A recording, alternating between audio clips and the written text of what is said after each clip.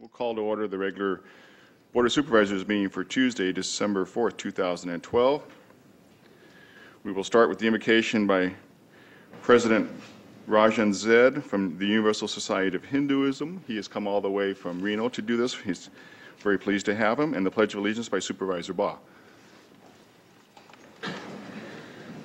It is a historic moment of pride for the community when the prayers from ancient Sanskrit scriptures are being read in this great hall of democracy of this great county of Shasta. I will read in Sanskrit then translate into English. Om Bhurvubhah Swaha Tat Savitur Varenyam Bhargo Devasya Dhimahi Diyo Yona Prachodayat.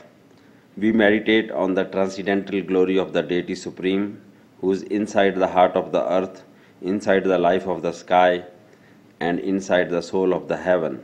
May He stimulate and illuminate our minds. Asto ma sadgamya, tamso ma jyotirgamya, mrityor mamratam gamya. Lead me from the unreal to the real, lead me from darkness to light, lead me from death to immortality. Niyatam kuru karma, tvam karma, jyayo hya karmana, srira yatra pi chatena, prasiddhyet karmana, यज्ञार्थात कर्मणाओ न्यात्रा लोकोयाम कर्म बंधना तदर्थम कर्म कौंटया मुक्ता संग समाचारा. Fulfill all your duties. Action is better than inaction. Even to maintain your body, you are obliged to act. Selfish action imprisons the world. Act selflessly without any thought of personal profit. Tasmada sakta statam karyam karma samachara. असक्तो ह्याचरण Karma परमापनौति पुरुषा कर्मण्यवाही संसिद्धि मस्तिता जनकादया लोका संग्रह मेवापि संपा Shankar तुमराहासी. Strive constantly to serve the welfare of the world. By devotion to selfless, one attains the supreme goal of life. Do your work with the welfare of others, always in mind. Om Saha Navabtu, Saha Nobunaktu, Saha Viryan Karma Vahai, Tejasvi Navaditamastu, Ma Vidvisa Bahai. May we be protected together, may we be nourished together, may we work together with great vigor, may our study be enlightening, may no obstacle arise between us. Samni va akuti, samna hirdhyani va, samnamastu vo mano, yatha va susa hasti. United your resolve, united your hearts, may your spirits be at one, that you may long together dwell in unity and concord. Om Shanti, Shanti, Shanti. Peace, peace, peace be unto all. Om. Thank you. Ladies and gentlemen, I had been asked to lead the pledge, but we are privileged to have in our audience today Pearl Harbor survivor Mike Soltak. Mike, would you lead us in the pledge today? Thank you. Thank you so much. I pledge allegiance to the flag of the United States of America and to the republic for which it stands, one nation, under God, indivisible, with liberty and justice for all. Thank you, sir.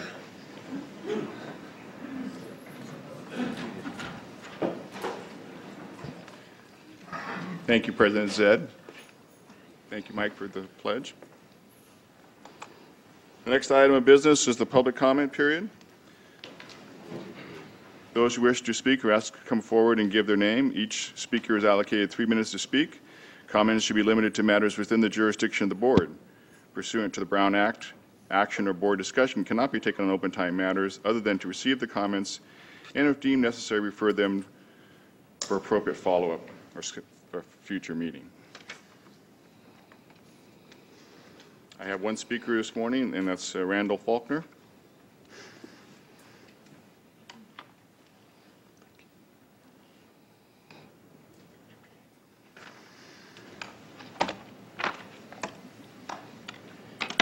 Good morning. On occasion, I've been told I look angry when I discuss issues with you. My standard response is that I'm not really angry. I'm just passionate about justifying the sacrifices of our veterans and our forefathers and saving our God-blessed country for our children. However, if you're not angry at some of the recent proceedings in our country, our state, and our county, then there are only two explanations.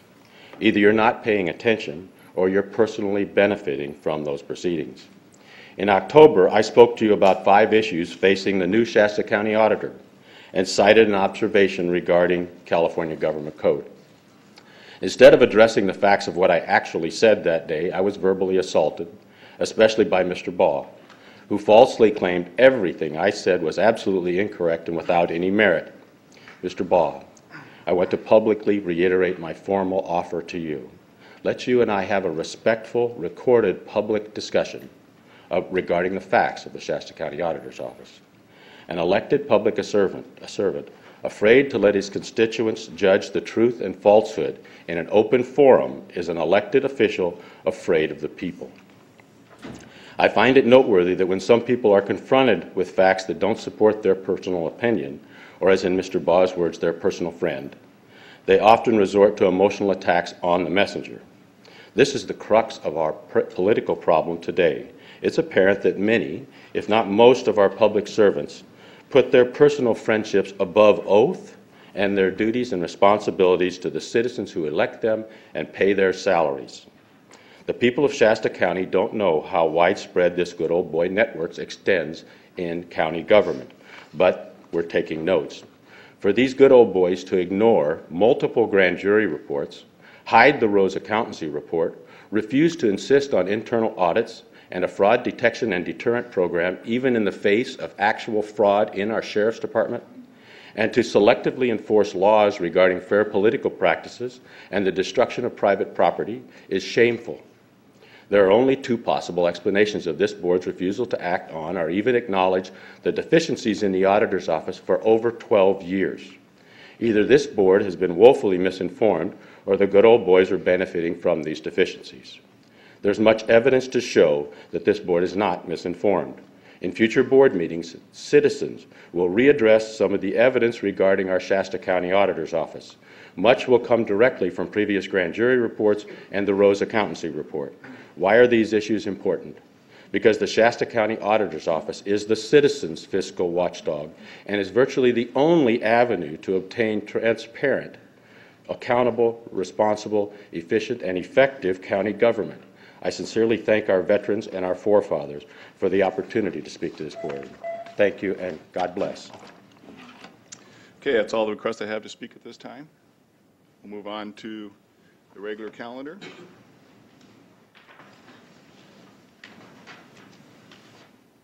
First item of business is the Shasta County Employee of the Month.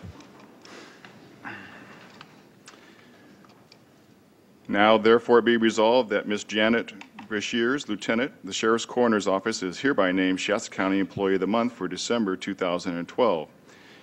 And be it further resolved that Lieutenant Brashears is an exemplary employee who is dedicated to the Sheriff's Office mission statement and its policies and procedures.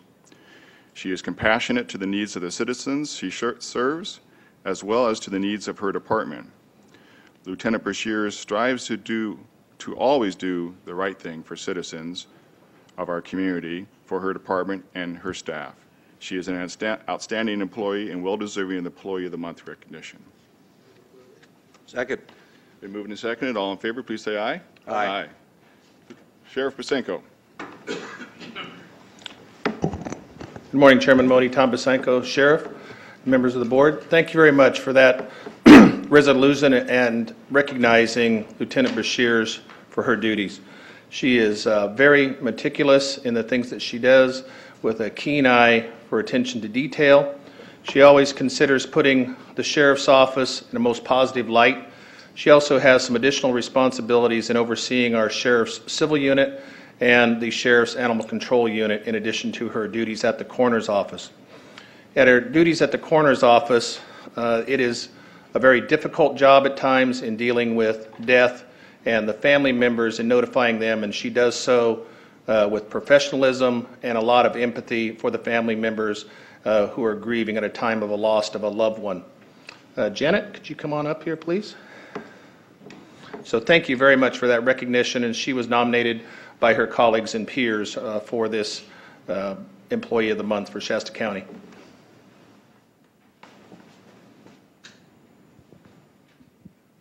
Hi, Janet. Come on up here. Well, Janet, Janet, on behalf of my fellow board members, it's my pleasure to recognize you as the Employee of the Month.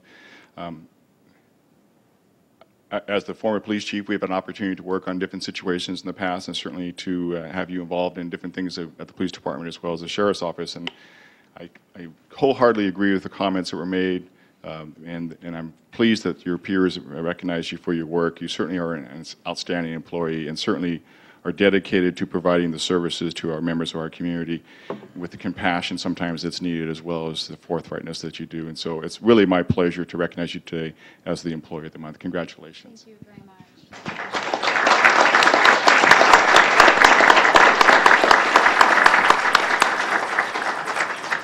And then in this bag, we have some other gifts for you and stuff. There will be a rosewood pin gift set with Shasta County engraved on the pin, and the gift box has the county seal.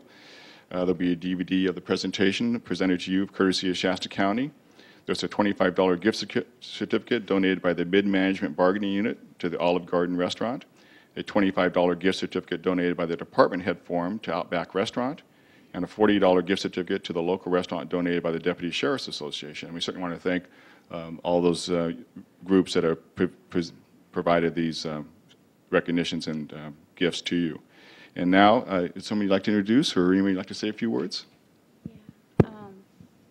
I have the most important people in my life here today, and I really do feel truly blessed that the sheriff and undersheriff and all my people have given me such a great opportunity, put such great people in my life.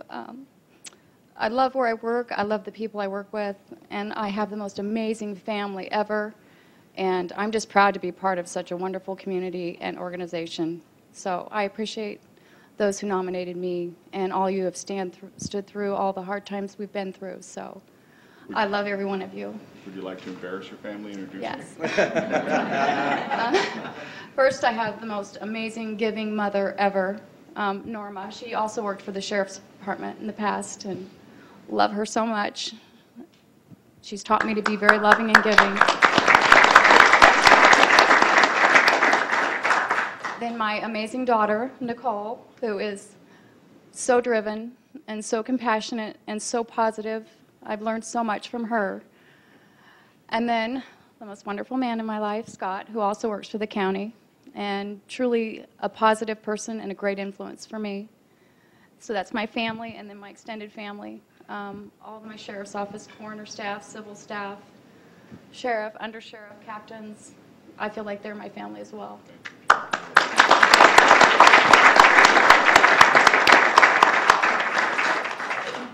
Picture, the board would come down, and you're more than welcome to invite up some of your family members.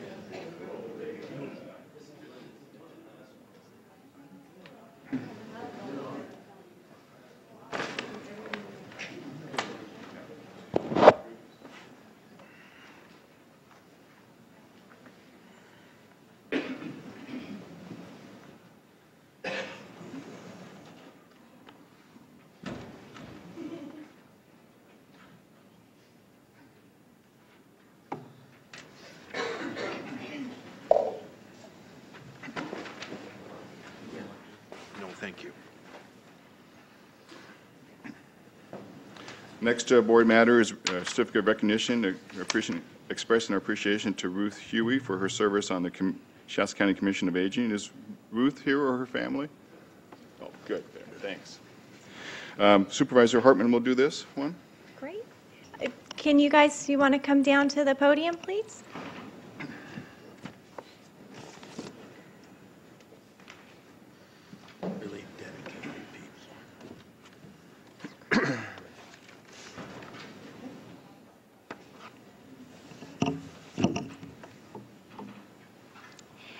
This is a Shasta County Board of Supervisors Certificate of Recognition for Ruth Huey from the Shasta County Board of Supervisors.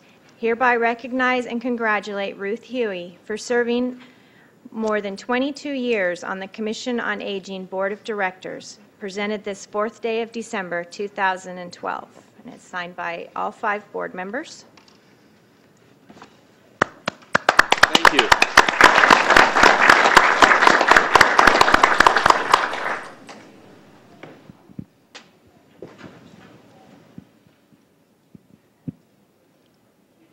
Hi, Ruth. I'm so honored to have this opportunity to recognize you and thank you for the 22 years that you've served as the District 4 representative on the Commission on Aging.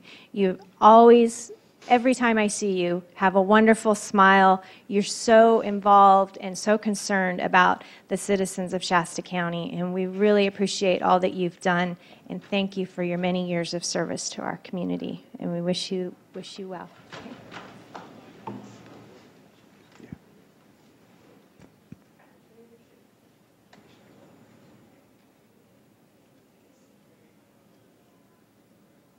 Hey, Linda, take the microphone. Yeah, there you go.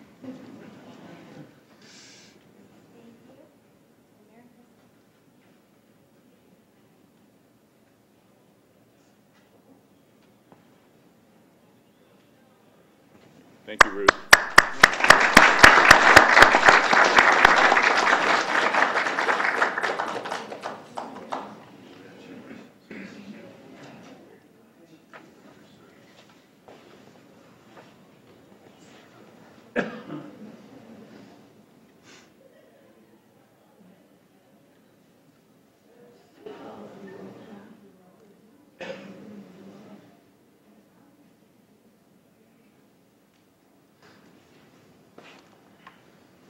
You know, we're so fortunate to have so many people in our county who are willing to give of their time, and some of them for many, many years on different commissions and committees that we have. And you know, we're just always so appreciative they're willing to do that. So, special opportunity to recognize someone like Ruth.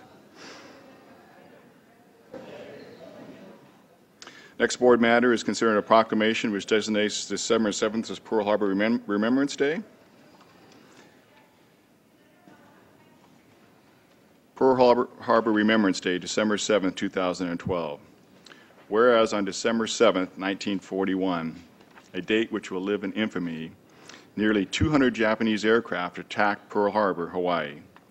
And whereas the raid, which lasted little more than 1 hour, left more than 2,400 dead and destroyed or disabled nearly the entire U.S. Pacific Fleet anchored in the harbor, as well as destroying approximately 200 U.S. aircraft. And whereas the attack on Pearl Harbor brought about immediate United States entry into World War II, a declaration of war being requested by President Franklin D. Roosevelt and approved by Congress on December 8, 1941, and many citizens of our community have given their lives while serving in the armed forces. And whereas Remember Pearl Harbor became the rallying cry for the United States during World War II. Now, therefore, it be resolved that the Shasta County Board of Supervisors remembers and honors those Americans who lost their lives in, as well as those who survived the Pearl Harbor devastation 71 years ago. Be it further resolved that the Shasta County Board of Supervisors hereby proclaims December 7, 2012 as Pearl Harbor Remembrance Day in Shasta County and presents this proclamation to the local Pearl Harbor survivors. Signed by the chair. Move approval. Second. Been moved and seconded. All in favor, please say aye. Aye. Motion carries. Thank you.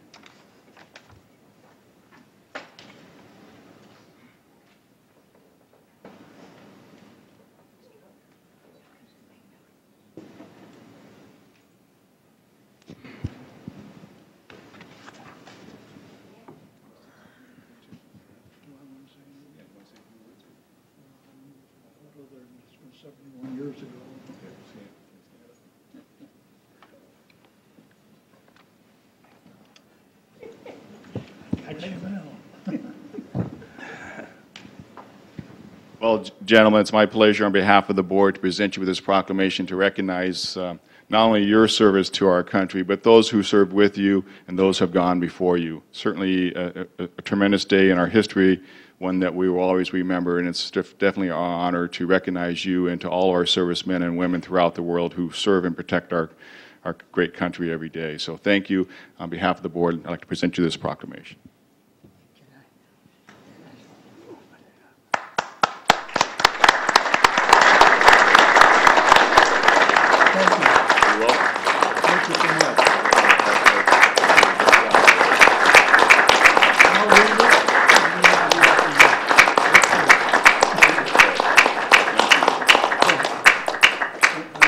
Thank everybody, and that Friday at 5 minutes to 10, 71 years ago is when the Japs struck the United States Navy and Pearl Harbor and the territory around. So it's been a good long ride, but I'm able to be here, and I thank God every day for that.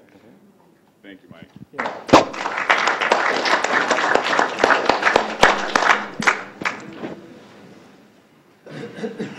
And the event on Friday is right out here at the memorial, 9:50, right?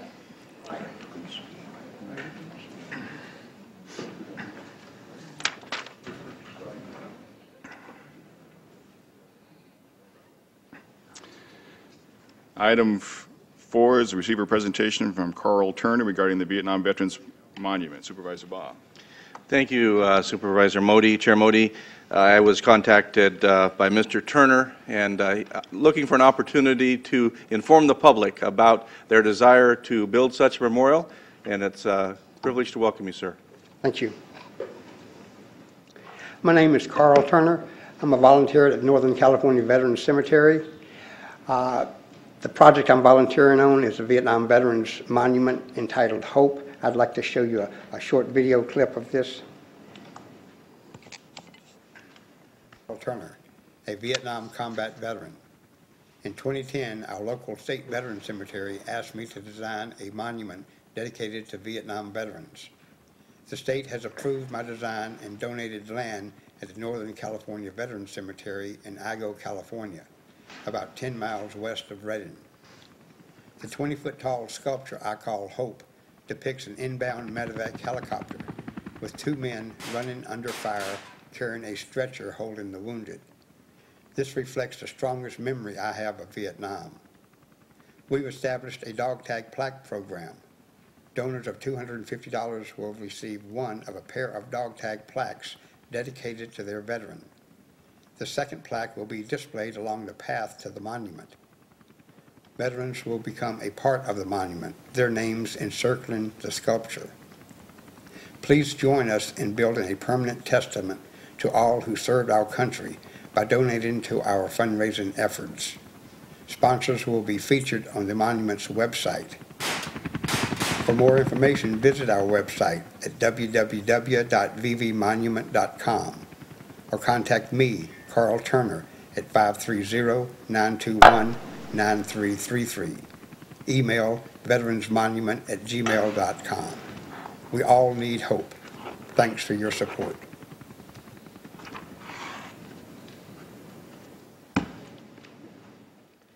And thank you for the opportunity to make my presentation in front of you.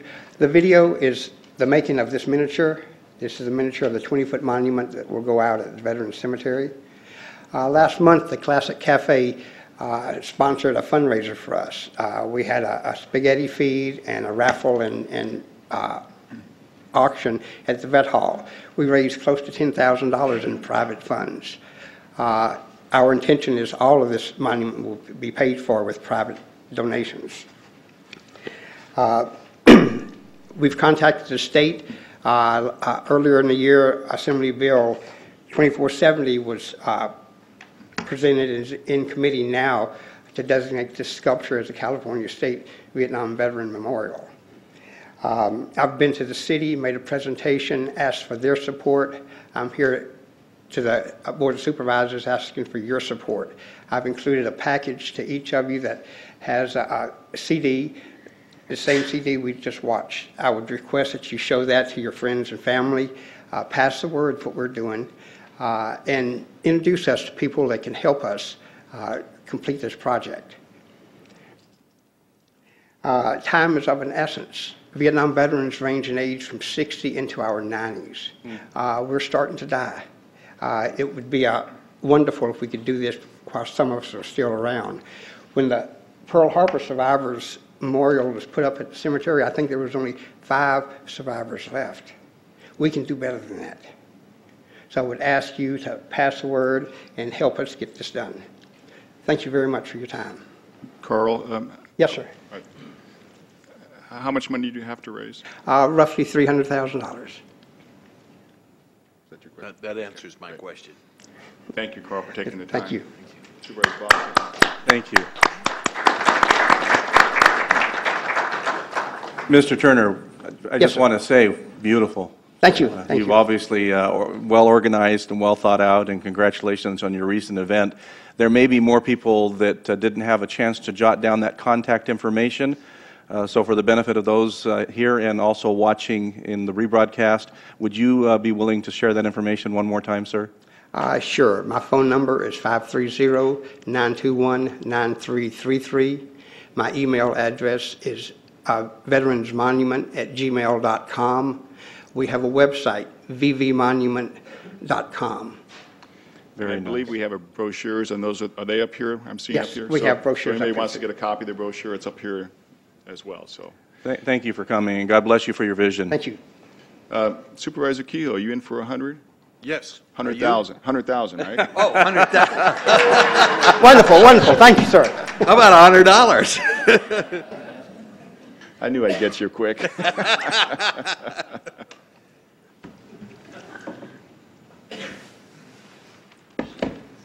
Okay, the next item is receive a monthly presentation or progress report from Chief Probation Officer Foreman on AB 109 or public safety realignment.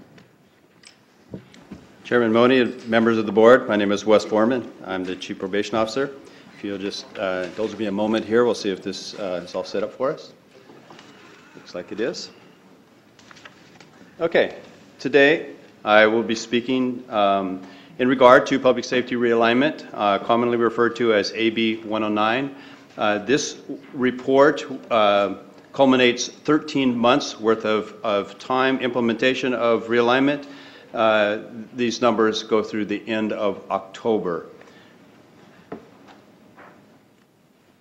As a reminder, AB 109 transferred the supervision and incarceration of specific low-level offenders from prison or from state to county supervision. Our local plan addresses 3 primary focus areas, and that is to safely and efficiently supervise the offenders, to provide custody and custody alternatives so we can provide some consequences to their misbehavior, and then to provide treatment programs and services. In the area of community supervision, we receive the offenders through 2 paths. One is the referred to as post-release community supervision. These are offenders that have actually been sent to the state prison, have served their time, and have now returned to the community for a period of supervision time. These individuals previously went to parole for supervision. They are now coming to probation for supervision. The other area that we received offenders is referred to as mandatory supervision. These are the offenders now that, for the offenses that previously put them in state prison, are now sentenced to local prison or jail. The projections from the state for the post-release community supervision, the projection was 352. We received more than that. The number is 314. It was just the opposite for mandatory supervision, where our projections were higher than what our actuals. We are currently supervising, at the end of October, 320 individuals. The numbers are lower than the actuals, and that is primarily because many of those offenders where their last legal address was Shasta County, they actually resided in another county, so they've been transferred to another county, and we have terminated some of those individuals. The next slide is a picture of the post-release community supervision offenders, how they've been released and returned to us. The graph indicates that for the first 6 or 7 months that the actuals were far greater than the projections. So the actuals are the yellow line and the projections are the blue line. That spike was a misunderstanding from our point of view that offenders that were on parole supervision, who were serving a revocation time in prison, who were going to be released after November 1st, they could be reevaluated as post-release community supervision offenders and come our way. That was not in the original projections, so that is the reason for the big spike. But as expected, the projections and actuals were going to level off and be somewhat similar. In fact, in October, the projections and the actuals were identical. It's 22. The opposite, again, a picture here, is that the actual was far less than the projections. This number is kind of all over the graph. It's pretty hard to understand what kind of trend, but actually we are expecting that as we move forward that the post-release community supervision population will decrease. There will be less from the state that comes to county as fewer and fewer are being sentenced to state prison, and the number of individuals being placed locally in our jail will increase. So we should see in the future this trend line would be slowly increased on upward level. This graph is an indication of the impacts. This is the major way that we determine the impact. The yellow bars refer to those that are still being supervised by parole. The blue bars refer to those that are supervised by the county or the probation department. This graph is to indicate that the impact, these represent bookings into our local jail based upon activity of those that we're supervising. What is obvious is that those that are being supervised by parole are impacting our jail population and our community in terms of arrests and bookings greater than those that are being supervised by the probation department. Now, this is not a graph to indicate that one or the other is doing better or worse. It's just an indication of where that impact is. The state does not have the same kind of resources. They never did have the same kind of resources that realignment was providing to the counties. And the reason that they provided to the counties is that they gave the counties a lump sum of dollars and said that you can develop your plan to provide treatment and programming and serve this population. And so we are able to provide some custody alternative time and some supervision time. And in my opinion, the lower bars in there indicate that the impact to the community in terms of the number of bookings is significantly lower than what the state is receiving. Now, there's a few numbers on here. The numbers on the left, the parole number 887 is a cumulative number, so that's all the yellow bars totaled up. And then the PRC number is the total blues added up. What it basically says is that parole's activity is approximately 6 times greater than what the county's activities, those that they're supervising. There's a couple more indicators in there. In May, parole was supervising 610 individuals, probation was supervising 247, and in October, parole's numbers are dropping as ours are increasing. You can still see that even though that their numbers are dropping, their activity is still impactful. This is a more detailed graph of the PRC bookings. What it identifies out in this is the yellow bars are those new law violations, so they're bookings into the jail for new law violations, and the blue is activity not related to new law violation or a technical violation.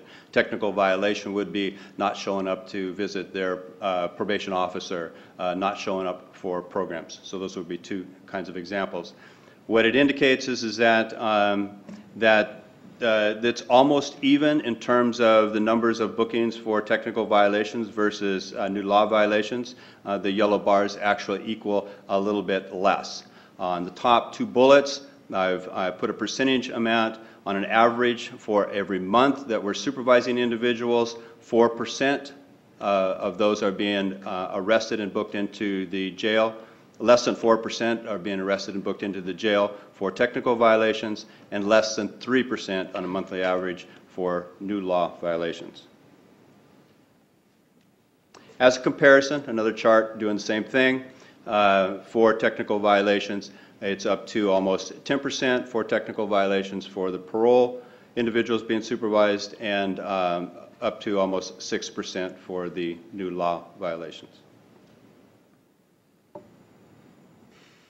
In regards to custody and custody alternatives, the three main areas that we decided to focus on in Shasta County was to open the third floor of the jail, to expand work release, and expand and enhance the home electronic confinement program.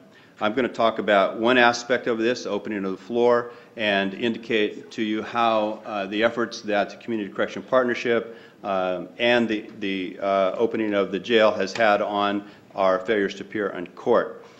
We were recently informed by the court that the failures to appear were increasing. This graph obviously represents that. You see the blue bars as individuals, the number of cases that failed to appear in court, and the yellow bars are the number of defendants. So a defendant can have more than one case. That's why the blue bars are higher. The third floor of the jail was opened in July. And what it appears in this graph is that based upon that, we made a difference in the failures to appear at felony arraignment hearings. And so the months of August, September, and October decreased. Now what we were told from the court is that what it did is it kicked the can down the road. And so now that we're having an impact on the first hearing, the arraignment courts, that we are now, that individuals are now not showing up at the plea dispo hearings. And this graph represents that. You can see that I pointed out in July when the third floor of the jail was opened, that in August, September, and October, that there was a significant increase in failures to appear at the plea dispo hearings.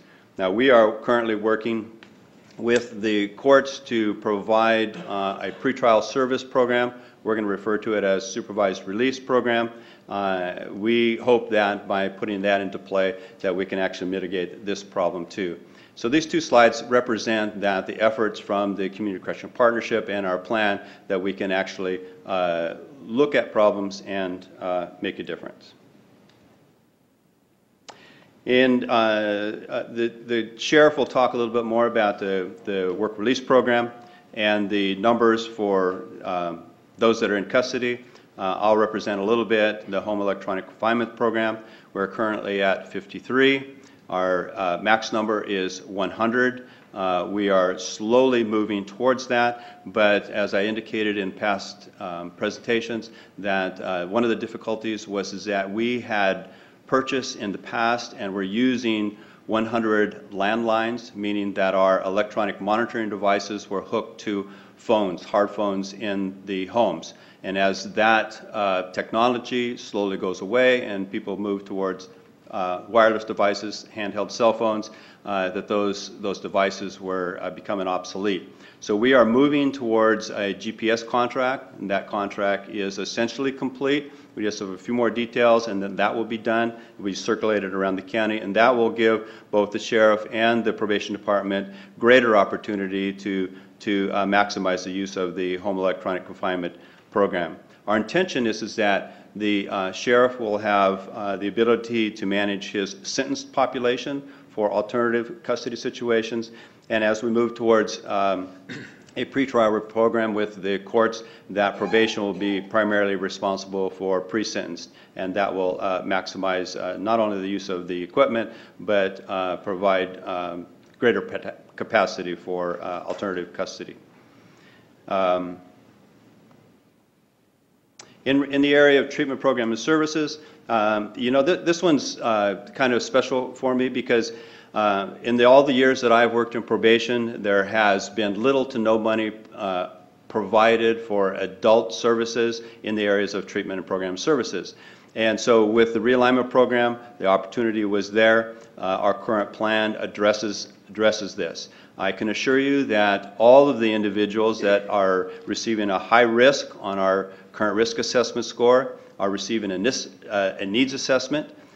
Based upon that needs assessment, every individual is being served. The services are being driven by an individualized plan, and they are being monitored by a treatment team. This is a slide representing those services, the bulk of the services right now that we refer individuals to. I want to talk a little bit about criminogenic needs because that is a primary focus of realignment. The definition is there. The definition, risk factors that attribute to offenders likely possibility of committing criminal behaviors or criminal acts. I've identified it into two groupings, the top four and the big eight. Of course, the big eight refers to all of them that are in the top four as well. And I've highlighted them in this area. The top four, criminal thinking, criminal associates, antisocial personality, and antisocial behavior, are a little less concrete and a little bit more difficult for us to serve. Where in the bottom four, lack of employment, lack of family and significant relationships, inadequate educational attainment, substance abuse, are areas that are a little bit more concrete and easier for us to provide services for. What the literature will say, however, is that most of us, when we're putting together programs, will spend our time in the bottom four and forget the top four. However, the top four, unless you change their thinking patterns, the things that are contributing to why they think that they need to commit crimes, you will have less impact on the bottom four. That is somewhat played out in the programs that we've put together. This slide is two of the programs that we're providing services to. As the top one is listed, that is the bulk of our referrals right now go to alcohol and drug. Of the 416 individuals that we have touched on supervision, 216 of those were referred to our clinician. Of those 216, approximately 165 of those were actually referred to alcohol and mental health services. Now, that represents the majority of those that we've touched and also indicates how we have spent most of our time on providing a service for the bottom four and not the top four. Well, through the last year, we realized that we needed to spend more time on changing criminal thinking pattern, and so this year, within the past 4 months, we've focused on a program called Moral Recognition Therapy, and in the past 4 months, we have made 21 referrals, and we will begin to make more and more referrals to that and should receive some significant impact. These are two other programs that we're focusing on. We have talked a lot about the need for housing. If individuals coming out of prison don't have a place to stay, and as well if they don't have a place to work, that those indicators will contribute to criminal behavior, and we are moving quickly to provide services in this area as well. Bring you up to date on our Community Correction Center. We are still focusing on the building, the suite of offices for 1405, 1423. The lease agreement with the landlord is very close to being done. I have to say that the moving towards accomplishing the opening of the Community Correction Center has been an exercise in perseverance. In fact, maybe all of realignment is that. It seems like when we need to go a mile, we make strides in inches. But nonetheless, we are moving forward. We're very close to the lease agreement. Once the lease agreement is done, then we will need to acquire permits. Basically, the contractor will acquire permits and then do the building fixes within that suite. That will provide some delay. So I postponed the opening for 1 month at this point to the end of February. The impact will be primarily on how quickly we can obtain the permits. The building fixes are pretty standard, but if the permits come faster, then we won't have as much delay. If the permits are slower, there will be a little bit more delay. We also are near to completing the contract with BI for the DRC section of the center, and we hope to have that presented to you for approval next week. This recidivism represents our ultimate measure for how well we're doing. Probation defines their recidivism measure by a subsequent criminal conviction while under our supervision. The targets that we're trying to do better than are our felony probation target. Our failure rate in the year 10-11, fiscal year 10-11, was 24%. That is compared to the same year in the state average, which is 17%. So our failure rate in Shasta County was a little bit more than the state. Actual numbers, however, if you count up all the cumulative new law violations since the implementation of realignment, we have 63 arrests for law violations, 63 total arrests in the jail, and that computes to if all of those were convicted, that computes to a 15% failure rate. All of those will not result in convictions. Currently, right now, the number of convictions for all the individuals that we've had some hand in is 18, and that results in a 4% recidivism rate. So I'm going to now turn this over to the sheriff, and following that, then you can ask some questions. I actually think we have some questions for you at this moment. Supervisor Baugh? Yeah, sure. Thank you, Chief Foreman. I wanted to just interject these in case you needed to go back to your slides. I don't know that you will, but rather than letting you get away. You've made some positive steps, and that's appreciated. I appreciate the report very much. You mentioned especially that the jail opening is one of those positive effects in terms of some impact in the court system. You also, in conjunction with that, mentioned the failure to appear for the pleas, kind of, you said something like kicking it down the road. Can you expand on the dynamic there and why that is occurring? Yes, during the summer, we were informed by the courts that, in essence, their feeling was that we were failing. Our offending population was being booked into the jail, was being released, then being booked into the jail, then being released. And we've talked a little bit about this revolving door because we, the county, did not have a sufficient enough room in custody to keep these individuals there. And so the thought was that the offender then was taking the position that, there aren't any consequences, why do I need to show up in court? So to not speak for the jail, but to represent it a little bit, what the sheriff would do is that these individuals will come in, be booked in, they would be released with a promise to appear in court. That promise to appear was not fulfilled. They were not showing up in court. And the numbers are indicated in this graph here. Those numbers continue to climb until we opened the third floor. Now, I'm not necessarily saying, but it certainly looks a little bit obvious that once the third floor of the jail and there was a little bit more room there, that the numbers for that first hearing began to drop. And primarily that's because the sheriff was holding on to those individuals. So in other words, they could not get out in the community. They were going to their first hearing. So those numbers began to drop. But then once they showed up in court, the judges were making a decision about whether they could be released again. Many of those were then released into the community either on OR or they bailed or were no longer in custody. And the result was a kicking down the road. So once they were free, then there are still some individuals that believe that we don't have the ability to provide consequences for them, and so they fail to appear at subsequent hearings. And so our hope now is that by working with the courts and providing some authority for supervising individuals that are pre-sentence individuals, which we don't have the authority right now, So in other words, if the court allows an individual to be out free in the community awaiting their court hearings, no one is there to monitor them to make sure that they're getting back into court.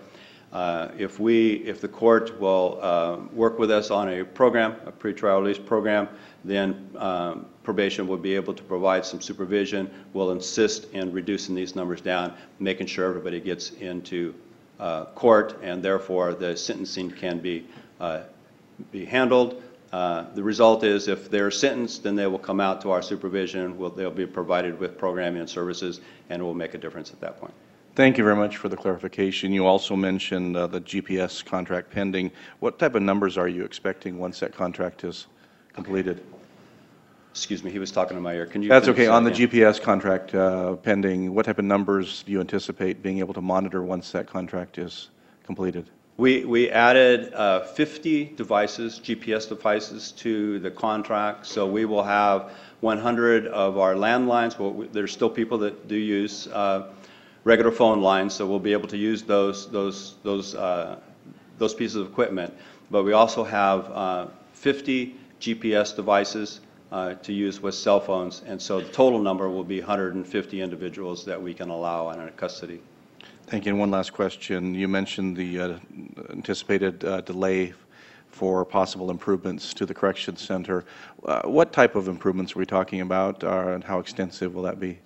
Well, I don't like to refer to them as remodels, but in essence, we're walking into a building that has 4 rooms, and what we're trying to do is set up. So part of that is carpeting. There are some ADA compliance issues that need to be managed. There were some repairs because it hadn't been occupied for a long time. So they're relatively small. There's a few openings, windows, and kind of stuff that make it useful for both the DRC component and the supervision component, the assessment center component that probation is going to be occupying. So in essence, I'm referring to them as fixes rather than remodels. But that's an example of those. Thank you, Chief. And I'd rather thought that at this meeting we would hear that you had a completed contract, and so that was a surprise to me to hear that you used the word close on your graph. Can you tell us or expand upon that? Well, I can certainly tell you that there are many individuals within the county that are working diligently to get this accomplished. It's more of a contractual situation than anything else. We make small strides forward. When we get to for instance, working with the landlord, us in the county will put together our best efforts on what a good contract will be, and then we send it back to the landlord. The landlord will come back. So it's basically negotiations, but each step we are getting closer. Obviously, I'm frustrated too that we're not going to be able to open it, or at least I'm guessing that we'll not be able to open it by the end of January, so I'm given a leeway of 1 more month. The major impediment at this point, because both of those contracts are very close to being done, will be how long will it take to actually acquire the permits and getting these fixes done, and when can we actually move in to start providing the service. Thank you, Chief. Supervisor Kehoe. Thank you, Chairman Modi. Mr. Foreman, thank you for your presentation this morning. The other day, we read in the Daily News Digest that several counties are petitioning the state for supplemental resources to run AB 109 in their counties. Do we have sufficient resources proportionate to our needs to carry on with the program, or should we also be petitioning the state for supplemental resources? Well, from the outset, I don't think there was a county that thought that we were going to receive sufficient resources. And primarily that was based upon it takes the state so many dollars to serve this one individual in the state programs, and we were going to get less than that. This is, in other words, why weren't we going to get all of it? Personally, I will say that I am very pleased that because the dollars came to us and we could provide our own plan, that we actually had some control about how we were going to spend that, and making sure that we could reserve some of that money for treatment and programming, which was by and large absent from working with adult offenders, is very much appreciated. The amount of dollars are a little bit more secure now with the passing of Prop 30. So with that, there's more assurance that the dollars will continue for the next several years. So there's a bit of that we can count on now, and the Shasta County has a fairly competent plan. And as long as those dollars keep coming in, I think we'll continue to make progress. If I read the same article that you did, there is it's a central part of California that's concerned right now because, as I explained in some of my slides, that the projections from the state were different than the actuals. The Central Coast is complaining, not the Central Coast, the Central Valley counties are complaining that their actuals are significantly different than the state's projections, and they're so different than what the other regions are as well. And so they are saying, hey, maybe there is some foul. When the agency, or when the committee got together to decide what the allotment for the second year allocations were going to be, second and third year allocations, the central counties are making an argument that there were far more Bay Area individuals on that committee, and therefore there was some bias in terms of how the funds were distributed. So they're just making their push based upon an impact that is in the region. I can assure you from the agency that I belong to, the Chief Probation Officers of California, that we're very attuned to the impacts whenever something raises to the point that we might need to go back to the state. We rally, all 9 chiefs that are there rally very strongly through our lobbyists to make sure that we the probation department, are managing getting the resources that are expected to us from the state. Thank you. One more question, Mr. Modi. I read recently, within the last month, in an out-of-county newspaper, that because the state of California thinks that AB 109 is fabulously successful, that there is some thinking in Sacramento that they're going to expand the categories of prisoners released to the counties. In other words, it would exceed the parameters of the 3 nons. And according to this article, it's very possible that serious, violent offenders will be sent to us from the state of California. You have any observations about that? First of all, is it correct? Well, personally, from my activity with CPOC, is that there is not any talk for that. So I am personally not aware of that. But that would be an indicator that if the state was going to change the parameters of the population that we're to receive, that we would certainly go to them and say, if it's going to happen, that it would have to come with some more resources. Now, I feel personally, again, that the probation agency has worked well with the state government agencies, individuals, for partnering for this. I do believe that the state was hopeful that probation could use their expertise and experience to actually serve this population better than they have been able to. So I'm pretty confident that they have that feeling about us. They're happy with the way that the counties, in particular the probation department, has been able to supervise their individuals. So if that was going to happen, I can only assume that they are feeling that they are a little bit unsuccessful, and they're hoping that we might be able to be more successful than them. Could the state unilaterally make that decision under the aegis of AB 109? Well, that's a little bit beyond my expertise to answer. Thank you. Mr. Lees? If I might, just real quick, to answer your second question, not under the aegis of 109, but yes, they can unilaterally make that decision. So also 2 other real quick things. I think what you might be referring to, Supervisor Keogh, is the fact that the state has not solved the overcrowding problem that they have within their prison system. And although they are better and they don't have the same level of capacity needs, there still is overcrowding that they're yet to address. And that's why you're hearing other level discussion of other ways to solve their overcrowding prison population problem. The third thing I just want to point out is that when you're talking about, Chief Probation Officer Foreman talked about the Central Valley making a case for additional funding.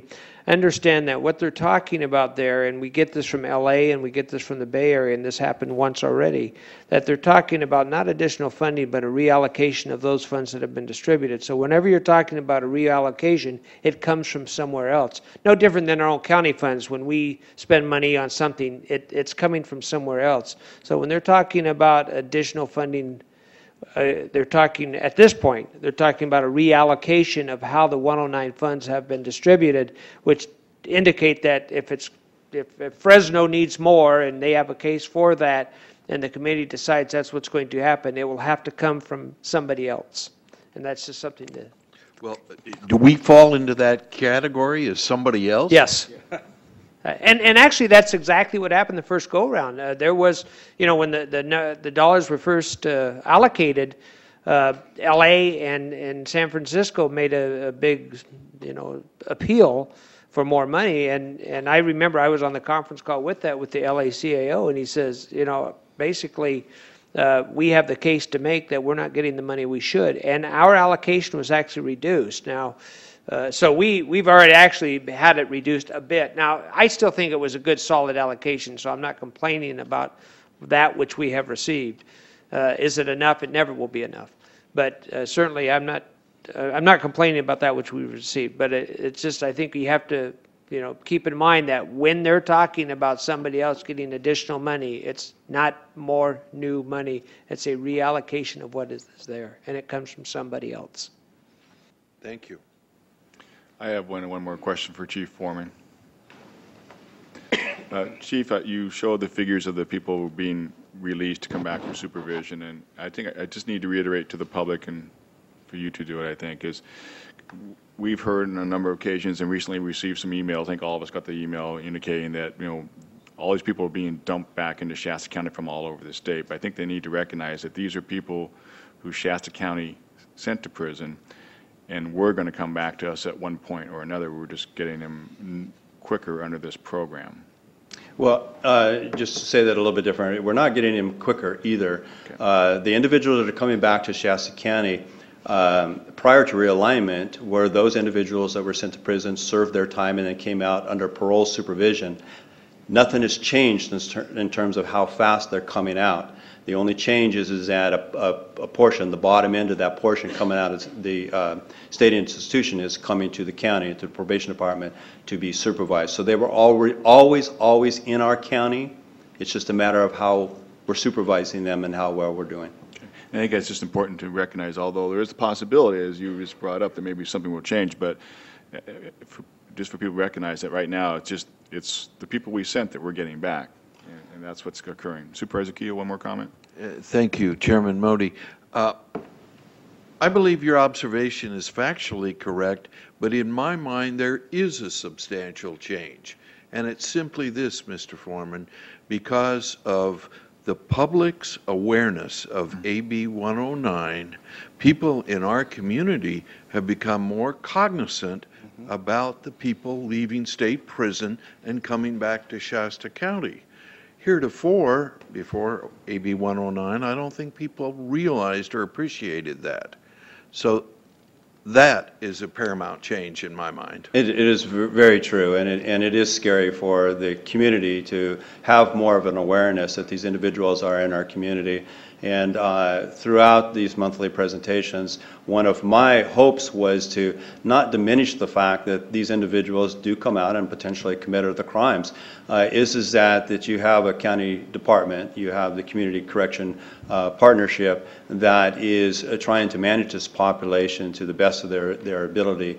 And in some sense, I want to represent that we're doing it very well. But that's not to diminish that there is still the concern, there is the awareness of these individuals in our community.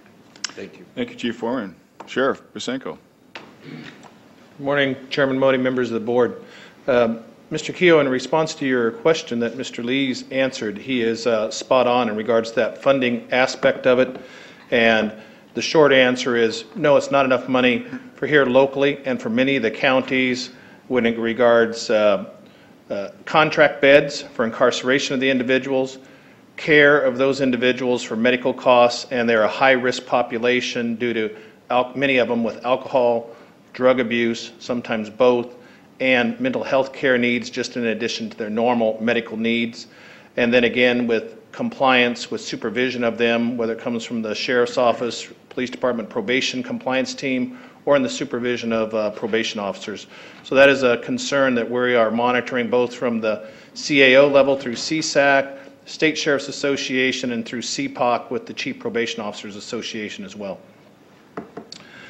For October, you see the compliance team stats. So the compliance team is comprised of probation officers, sheriff's deputies, and a sergeant, and Reading police officers. They had the compliance check operations there with 82 contacts, 32 searches, made 15 arrests. 9 of those were actual what we refer to as AB 109ers.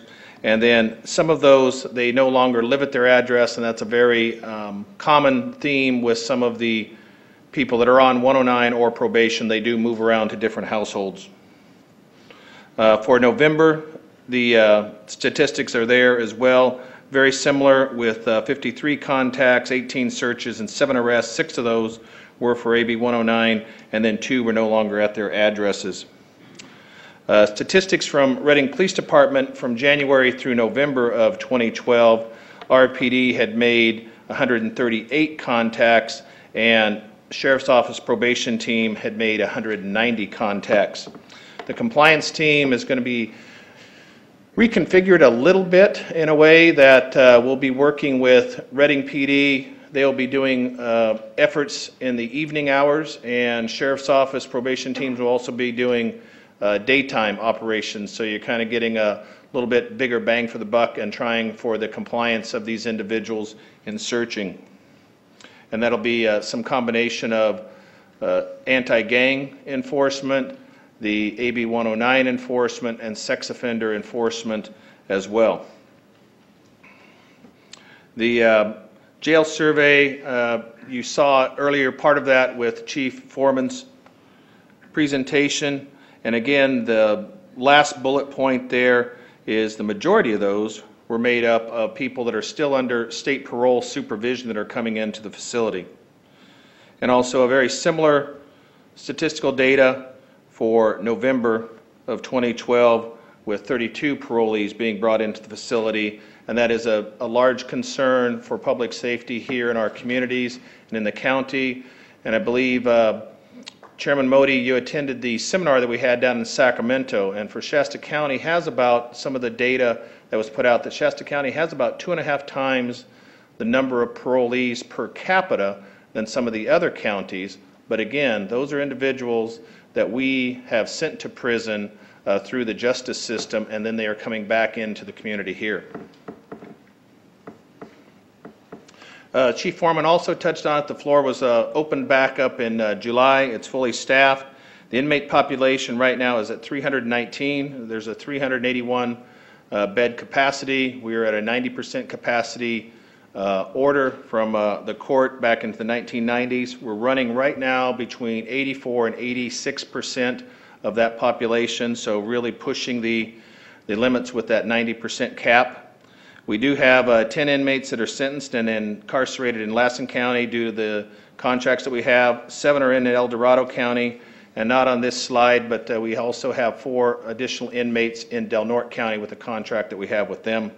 And then 46 inmates are on the home electronic program for the Sheriff's Office being monitored. And as Chief Foreman gave in his presentation, we are just about ready to kick off the GPS home electronic monitoring processes there, and then we are in the speaking with the courts regarding to a supervised release program for pretrial. And the pretrial release program has proven to be very successful in Santa Cruz County, in which probation and Sheriff's Office staff has visited with them and received information regarding their program. The work release program, we want to expand that up to 500 inmates by July. It is creeping up right now. We need to also work on looking at relocation buildings back down to the Breslauer complex, and then staff to work with the DRC or the Community Corrections Center that Chief Foreman also gave information on. We do need to hire about a total of 5 correctional officers to fully staff work release, but if you look down there, that 2 correctional officers have been hired, so that would leave an additional 3 to hire for that 5, and we got 4 in the background process now. We also need 2 sheriff's service officers to fully staff that, and that we'll be giving contingent job offers to 2 of those now, so we should be fully staffed if they pass their backgrounds process. So we are moving forward. That remains a top priority for us to get people hired and get that program expanded out even further. Part of the concerns is the ability to house and incarcerate all these individuals as the jail is full, but with the shift of 109, now multi-year sentences do their time in jail, and there you see the number of people of 42 inmates have multi-year sentences for Shasta County, the most being at a 10-year sentence. In California, there are individuals that are doing time in county jails for, the last number I heard was 28 years in Southern California, and another Southern California agency, about 23 years, and I think there's one in the Sacramento area doing 20 years. So that poses a problem again for the cost of the medical care, incarceration of those individuals with the long multi-year sentences. That concludes my presentation. I also had some notes that I made with your questions that you had during Chief Foreman. We addressed the funding issue. Regarding the failure to appear, that issue that we spoke about earlier, I spoke with a member of the bench yesterday, and last week they have recognized with the opening of the jail, changes in the way we keep people for arraignment purposes has lessened the amount of FTAs for the arraignment. But as Chief Foreman spoke about, later on in the court process, they are seeing the failures to appear increase. And in one day in court, there was 12 cases brought before a judge, and in all those cases, each individual failed to appear. So it was 12 for 12 that failed to appear for later on down the road.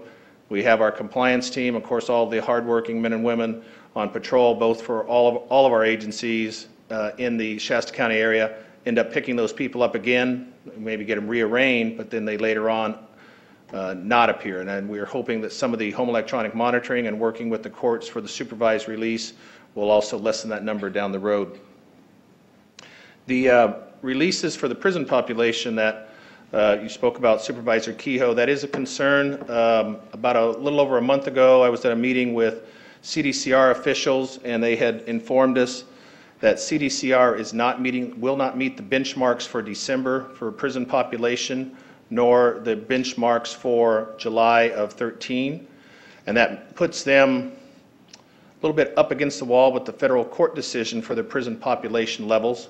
And so they're hoping to address with the court and receive an increase in the number of their percentage of the prison population.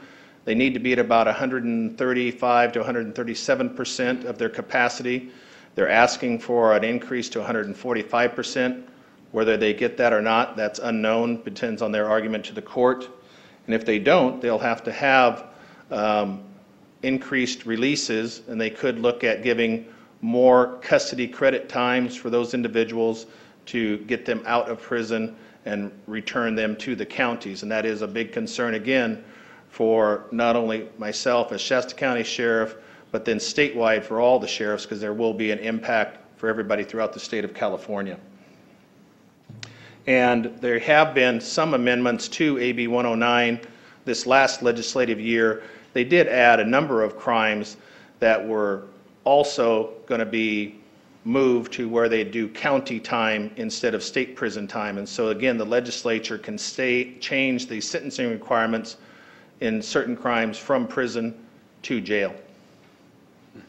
And I'm available for questions. Supervisor Haas. Well, you mentioned 500 job releases that you're going to work toward that. Where's 500 jobs in this county? No, I didn't say for work release. Okay. We have for not jobs, but the work release program here in Shasta County, and that's where we work with our nonprofits, faith-based groups, try and get them out to the Veteran Cemetery to do job out there. We work with the city of Reading and the county of Shasta for inmates to do jobs there to keep them as they're working off their sentences.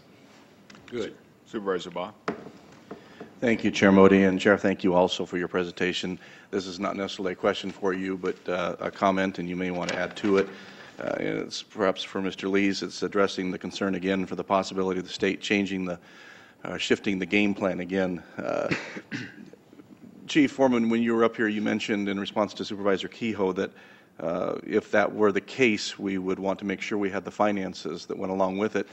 I would like to see us take a different tack, rather than simply expecting, well, I think we do expect the state of California to be ever changing and ever shifting in its policies and plans for us. I say that we never accept that up front. I would like to see us stand with the sheriff's associations and any other associations that are willing to take an advanced stand, and rather than waiting for the outcome that we believe is inevitable, let's stand in opposition to that. Let's make it public. Let's ask other organizations that represent us, CSAC and RCRC, let's bring it up as issues there and ask them to stand in strong opposition. Because here's what I see. While the jail is open and that's solved a temporary problem, over a period of time, more and more prisoners that are in there for longer terms are going to fill those places in the jail. And then the flexibility is gone, and we have the medical costs that go on and on and on. And we're going to end up down the road with a problem that we cannot solve. And yet the state of California looks brilliant, don't they? They've given all of their problems to the counties. So you may have some thoughts on that, Sheriff. You may have some thoughts on that. We have a great opportunity to have that discussion. I don't want to have it go by without having it. That is, you are exactly spot on again, Mr. Baugh. That is a concern for all of our associations, and one of the advantages that I do see it as an advantage is right now is CSAC has a new executive director, and that the executive director is Matt Cate. Matt Cate is the former secretary of CDCR, so he'll have a huge depth of knowledge. He has a very good working relationship with the Chief Probation Officers Association and the California State Sheriff's Association, and many of us know him well and still have his contact numbers available to us to reach out to him. Very good. Okay. Thank you, Sheriff. Thank you very much. Chief Foreman, for your presentation. I've now had a request to take a short break, so take a 5-minute recess.